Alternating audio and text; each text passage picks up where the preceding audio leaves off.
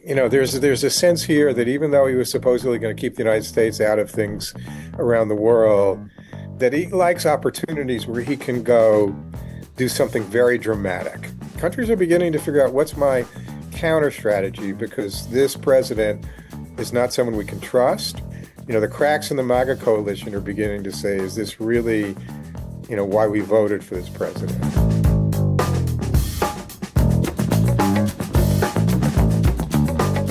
Hey everybody, welcome on into another edition of Tying Together with Tim Boyum. I'm Tim Boyum here with Mr. John McHugh. So, John, it feels like sometimes the world is literally on fire. A little bit. It feels like, not to do a verbal meme here, but that dog that's sitting in a room that's on fire and he's saying, this is fine. Yeah. That's what I feel like for the past 2 months. Yeah. Boy, we've seen those memes with Carolina basketball the last few games too, but that's a whole other story. But there is I've covered state politics for 24 years here, but so I don't cover a lot of global politics, but there's so much going on, whether it's Venezuela, Iran, Greenland, Russia, Ukraine, the Middle East, and it gets really complicated. And I think a lot of times people are hearing the news but don't understand the backstory to Greenland, for instance. Yeah, I mean, it gets complicated and things get lost in the shuffle, too. Like, when was really the last time you saw a big headline about Venezuela? Yeah. Probably a week ago. Yeah. We still have their president in custody, but you're not really hearing about it. There's just so much. Yeah. And that's what's fascinating about, and you'll hear about this, Marco Rubio, and his childhood and how that could be playing a role in what's going on in integrating Cuba and all that too. So this week, we're going to bring on a good friend of all of our programs, Dr. Bruce Jentleson. He's a professor at the Sanford School of Public Policy at Duke University. He comes on all the time. He is gifted with being able to talk about these things in a way that makes sense. So what we want to do this week is really give you the backstory and what's going on in a lot of these hot places around the world. He's been a senior advisor to the State Department under both Bill Clinton and Barack Obama, a senior foreign policy advisor to the Al Gore presidential campaign. You might remember that from 2000. That was kind of interesting. Was part of Middle East negotiations back in the 90s. This dude knows a ton. So let's get right to it. Let's find out what the heck is going on around the world.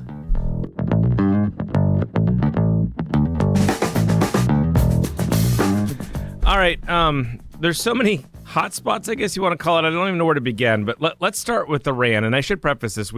This is several days before this airs, so who knows what could happen. But for people watching, they know, I think a lot of people in this country think Iran's a bad country. There's bad things going on there. But why now? Why are we seeing these countrywide protests going on in Iran now?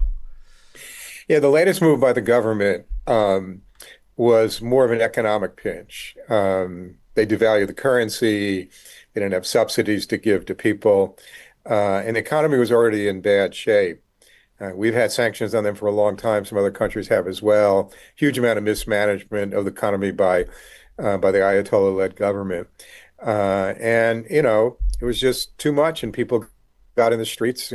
What's interesting about it is it started in the bazaars, the markets in Tehran, and it really spread throughout the country. A lot of times protests in any country happen in the major cities where there's students and workers, but this really spread throughout the country. It's not the first. 2 years ago, there were major demonstrations in Iran over the death of a young woman who was taken political prisoner. And going back to 2009, when I was in the Obama administration, there was what was called the Green Revolution, where the election was basically stolen from a more moderate, somewhat reformist candidate and given to Mahmoud Ahmadinejad, who was a real hardliner, and people went in the streets. This is a country that actually has the highest literacy rate in the Middle East, other than Israel. People have really just had too much. And you're also kind of 3-4 generations since the Islamic Revolution, right? The Shah was very repressive. And when the Islamists came to power, there was some sense of, well, maybe it'll be better because the Shah was repressive. Well, you tell that to 3 generations later, it's like my grandparents' story. I don't really care about how bad it was under the Shah. It's really bad now. And so that's really what's happening. And the government has been cracking down even more brutally than it has in the past. Well, and there's been lots and lots and lots of deaths. We don't know how many, but that's part of this. How do you see this moving forward? And could it have an effect on the government at some point? Or is that why President Trump wants to get involved? Or Yeah, you want it to have an effect on the government. You even want somebody to emerge from the government who is a bit of a reformer and a moderate and could, genuinely do more, well, let's say do more negative against the people and maybe some positive. Um, that's a hope. I don't see any signs. This is not a leader-led movement. One way back in 2009 actually had a leader. The guy had been the presidential candidate. And leader-led movements, as we've seen all around the world and throughout history, have trouble getting that final traction. Um, I have no sense of what, President Trump has been saying. Hope is on the way. We're going to have a military option. I don't know what the military option is here. You bomb one of the headquarters, you bomb the nuclear weapons development complex again. I don't know how that really helps the people. And frankly, the United States has been in this position before, going way back in the 1950s when there was a revolution in Hungary against the Soviets. Our government at the time did a certain amount of, keep it going, go on, we'll be here to help, and we didn't show up. So this notion of we're with you, uh, you know, may make it worse for people because they really believe that, and then it's not clear what we do or how we do it in a way that's constructive. The other thing I'll just say is that our allies in the region, the Saudis and others who are Sunni, and they've had issues with Iran over the years, although they've been improving relations a bit the last 3, 4 years, are like, don't do it because we worry about more instability there and that could affect us. So, it's not like there's a call from, around that region for us to get more involved. And we're worried about their nuclear capabilities. That's why the U.S. cares. Is that the simplest way to say it? Supposedly we obliterated the program back in June, and according to the president, he keeps saying that. Nobody else says that. They've actually, maintained some capacity. We set it back, and the Israelis set it back. Honestly, right now, I think that for this president, there's a sense here that even though he was supposedly going to keep the United States out of things around the world, that he likes opportunities where he can go do something very dramatic, right? He takes Maduro out. Is Venezuela getting closer to democracy? No. Did he talk when he said that about democracy or human rights or drugs? No. He talked about us getting the oil. And so somehow he sees an opportunity here to do something dramatic. And that's really what I think is driving him, because this isn't really about the nuclear program. It's about, people in the streets and calls for reform and a greater degree of democracy. Do you think it could backfire even with his own mega world that? Because as you mentioned, they campaigned on, and a lot of the mega podcasters are sort of more isolationist or don't want us to get involved in these things around the world. And they might say, why are we getting involved in this? I mean, is there a chance that this backfires if these things continue to happen? Very much so. The polling on Venezuela kind of the day after, he only got 42% and 40 opposed, which is a very small, what we sort of call rally around the flag effect after a military success, right? It was a military success. It has many more problems than that. But, you go back to Panama in 1989, Grenada in 1983, Iraq initially. Americans tend to, at least for the moment, you know, say we're with you when we have an exciting military success.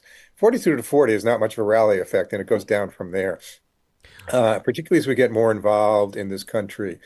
And MAGA really was about the first Trump term was, what I call, apart, going more apart from the world. We withdrew from the Paris Climate Accord, and we withdrew from a bunch of UN agencies, and we, threatened to get out of NATO. Um, Trump 2.0 now is a mix of apart, like we want to do less trade with the world and hit them all with tariffs. And it's, also trying to be atop the world again, this very aggressive nationalism. We'll go bomb anybody we want to. We'll overthrow government Venezuela. We'll attack, Iran. We'll bomb Nigeria because supposedly, they're attacking Christians. If he cared more about Christians, he would have not ended USAID, which is spending huge amounts of money around the world, genuinely rescuing families, including Christian families. So, he's a mix of apart and atop. I want to be apart from the world, and I want to run it. Back in June, Atlantic Magazine published an interview with him, and he said, "I run the country, I run the world." And then this interview he gave with the New York Times a few days ago, when they said, "Are there any limits on what you do?" He said, "Just my own thinking and my morality." I mean, for any president, let alone a president who has questionable morality, is this president kind of scary. So, what do you think other leaders around the world? How are they taking statements like that? Do you think, or does it depend on their position with the U.S. and what they would need and want? Very much so. We've seen a pattern around the world where so many leaders have basically said, "How can I appease this guy?" Right? Bring him gifts. The British Prime Minister giving him a state dinner with King Charles, the only president ever to have two state dinners, with the British monarchy.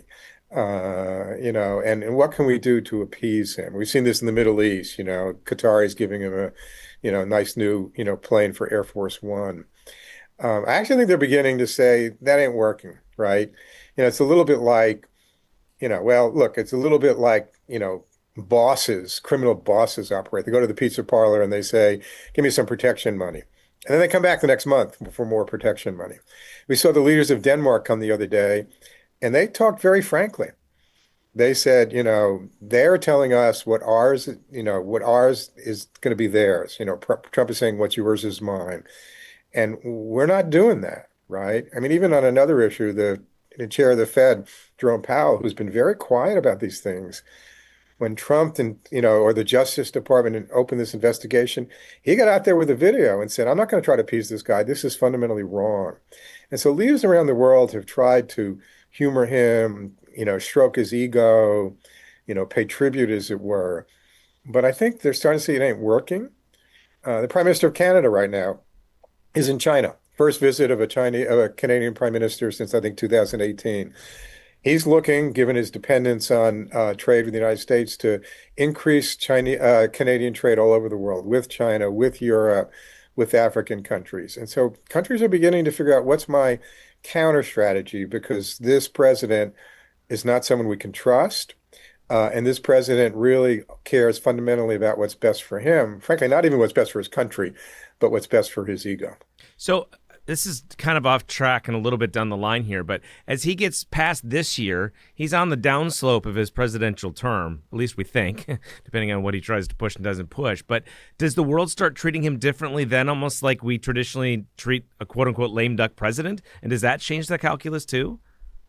It's interesting. In the second term of presidents, the second part of second terms, many of them actually felt freer to do things that were good for the country, that were politically problematic, which was great, right? And they would get those done. I got to tell you, I don't think this team, this administration is thinking that it all ends in 2028. People can call me an alarmist or pointy-headed professor, but I think whether it's continuation of this particular president in power or other mechanisms. So we'll see what happens later this year in 2026, whether we have genuinely free and fair elections. And then I don't think 2028 is going to be anything like a swan song. So I think that it's so different than any other situation, because it's so much about, ego and, what's good for him. And, the cracks in the MAGA coalition are beginning to say, is this really, why we voted for this president, on domestic things as well as foreign? Venezuela is going to be very costly. The head of Exxon even said it's not investable. What we do more in Iran, Greenland, watch out for getting back to thinking about the Panama Canal. I mean, this is the way this team works, and it's really, quite problematic for the country and the world, and really quite frightening. All right, so for Venezuela, I think people saw, especially on TikTok, they saw those night vision videos essentially of the boats being bombed, and they thought, oh, they're getting drug traffickers, and then all of a sudden, what happened on a much larger scale. What do you view as what happened there, and why? I mean, originally it was these drug issues, and now there's the oil, but is there enough of both that this was such a big deal to do what happened? It's not about drugs. There's very little. Most of the fentanyl coming in this country comes from Mexico, from China, with the chemicals coming from there. If we were really serious about fentanyl, we'd make it a priority in our negotiations with China. It's not about drugs. President Trump just pardoned the former president of Honduras, also known as the King of Cocaine, who was convicted for being part of a ring bringing $400 million worth of cocaine into this country. Drugs were barely mentioned in the press conference that announced the military operation, nor was democracy. Our neighbors down in Fort Bragg, Fort Liberty, and elsewhere that do special ops, very capable. They were given a mission. They carried it out very, effectively in terms of a mission that they were given by their commander in chief. But it's really about it's about oil and it's about the drama of, taking out a dictator. And then you think about, concerns about the budget and the deficit. There are 150 aircraft that were involved in that mission. We've had the USS Gerald Ford aircraft carrier and all of the, ships that are part of that carrier fleet in the Caribbean for 4 months. That's costing billions of dollars. Is it really doing something for the national interest? And so it really is, it is about the oil.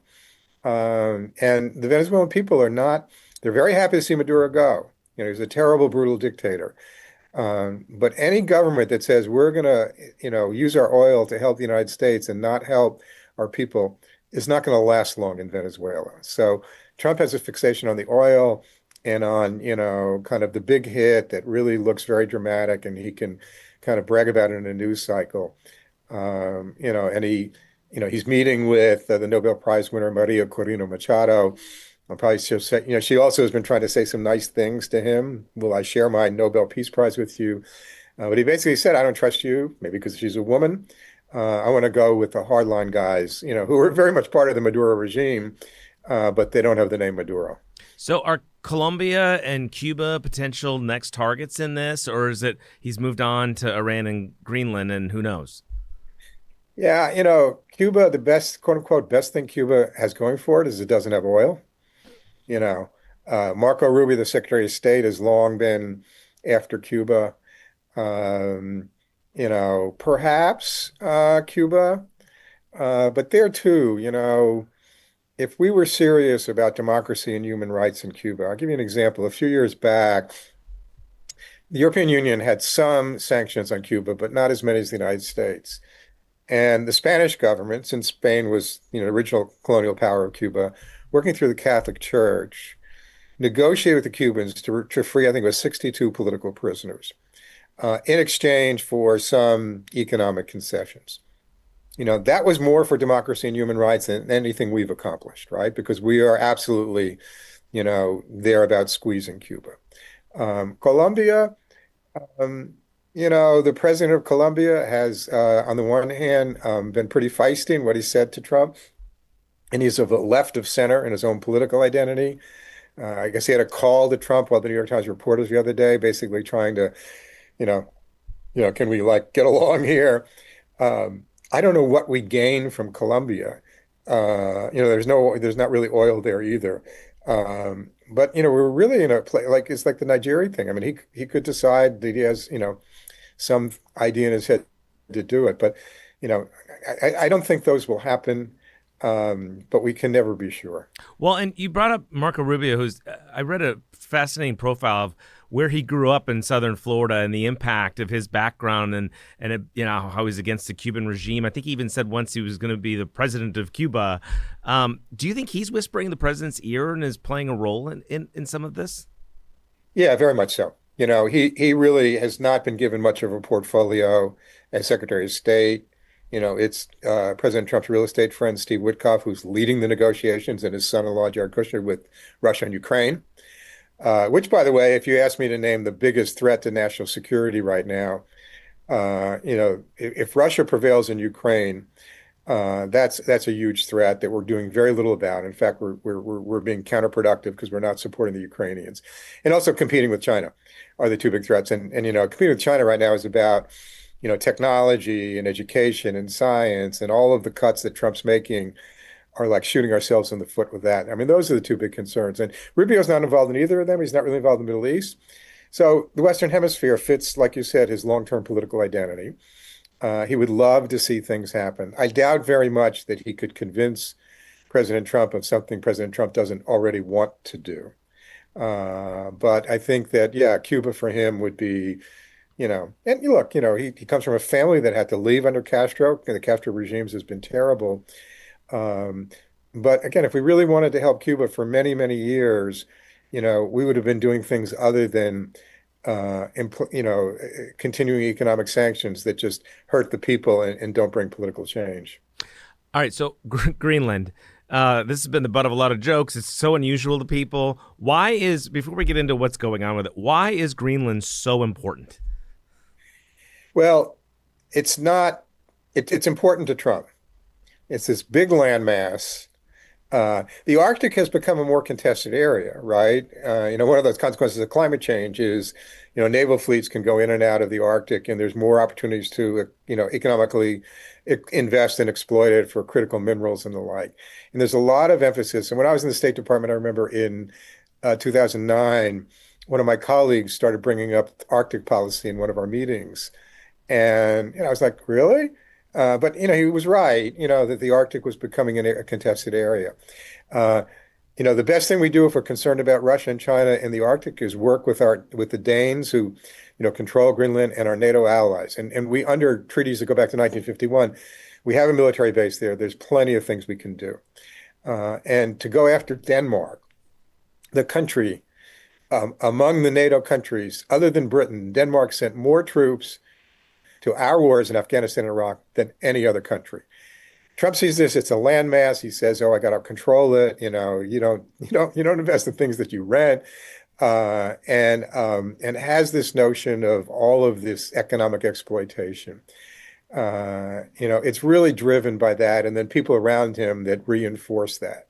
The Danish foreign minister and the member of the Greenland government were pretty clear. And I heard one comment from people in Greenland, look, we've got our issues with Denmark. We're still a colony. We'd like more local autonomy. But just to give you one example, why would we want to be part of your healthcare system with all these problems when we have nice Nordic Scandinavian, medicine here, right? So this has nothing to do with the interest. And I think there are a lot of people that are probably, could we think about Ukraine and China and not Greenland? But this is so much in the way this president thinks about things. And is doing huge damage. I mean, you threaten a NATO ally, and people don't forget that. And even if the Trump administration were, not to be with us in a few years, this yo-yo effect that we've had in the United States, right? There's Trump, and then there's Biden and Trump, and a new president comes in, Republican or Democrat, who's more moderate, and says, "We're back."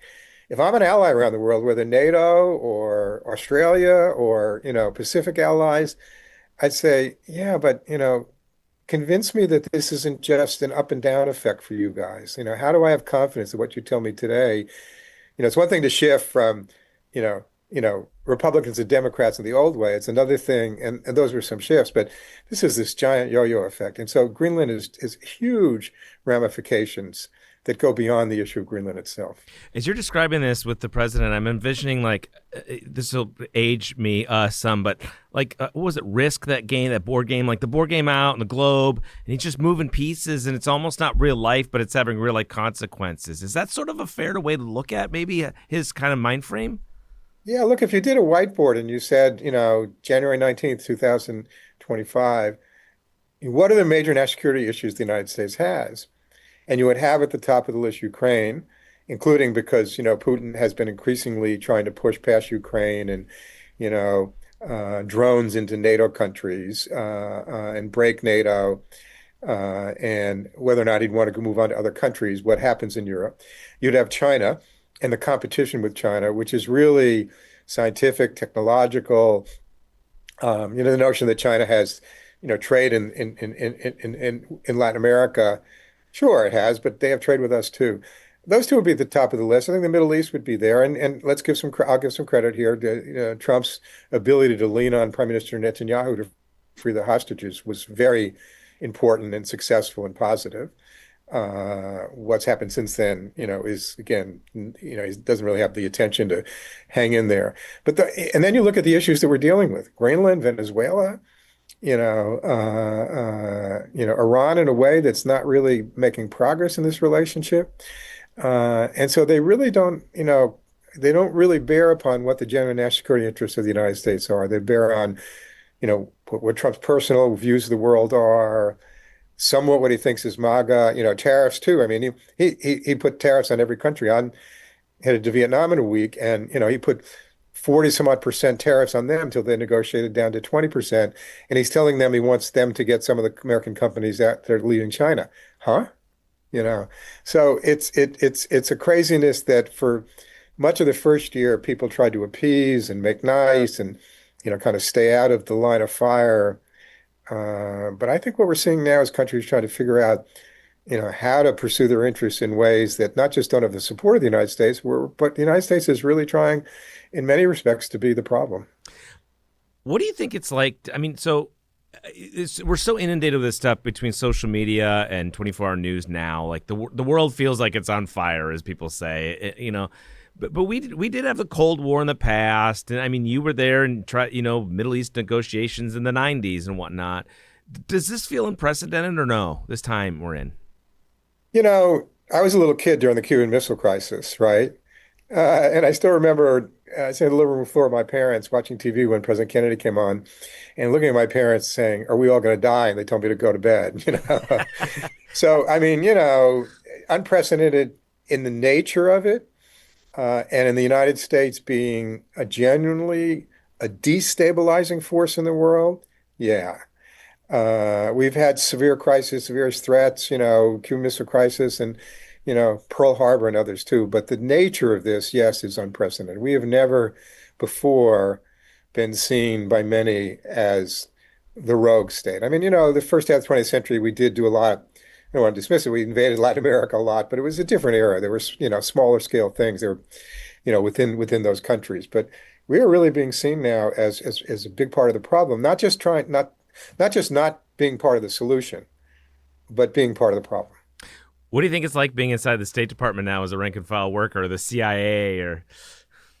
It's so hard, for people that are trying to be professionals, including the ways that you can be attacked personally and professionally.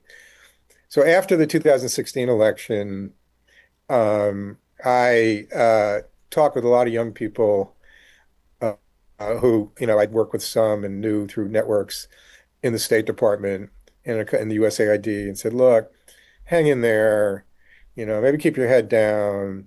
But if this is the career you want, hang in there and just work your way through it. I can't say that to people in 2025, partly because of that yo-yo effect and partly because of how bad this really is.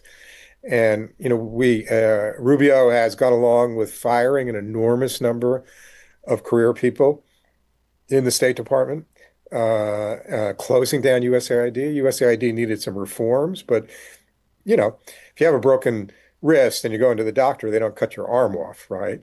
So it's really, and, my own students or people that have been out for years, I really want to have a career in public service, but I can't really, I'm a little worried about that. It's hard to give them the reassurance that, a 20-something needs to really keep going. Well, that's a question too, because it does feel like we're all over the place, but things are still lingering. So, like you've brought up Ukraine and Israel during these conversations, but yet it feels like it's sort of in a lull over there. Like, is that natural for wars and things going on, historically? And it's not a lull, I'm sure, for the people that are living there. Yeah, but. Exactly. I mean, the Russians have increased their attacks. It's winter now in Ukraine, and they already are trying to make it as cold a winter as possible for the Ukrainian people, hitting energy supplies and stuff. And so it's getting worse over there, right? And in Israel and Palestine and the Middle East, the progress that could have been made is after the release of the hostages and the release of some Palestinian prisoners and some more humanitarian aid getting in, has gone backwards. Hamas is rearming. Prime Minister Netanyahu, the Israeli Defense Forces are still destroying buildings. Israel's going into the West Bank, more quasi-annexation. So we're not paying attention because they don't rise to the level of the news because there's so much competition. But these situations are going from worse to even worse. Man, wild times. Well, Bruce, thank you so much. I always appreciate your insight. You have so much knowledge and expertise, and I'm grateful you join us all the time. All right. Always good to talk with you. Take care. If you want to keep up with what's happening in North Carolina politics and hear more conversations with people shaping our state and beyond, check out the Tying It Together YouTube channel in the description. Hit subscribe and let Spectrum News be your resource for balanced, in-depth political coverage, elections, and issues that matter to you.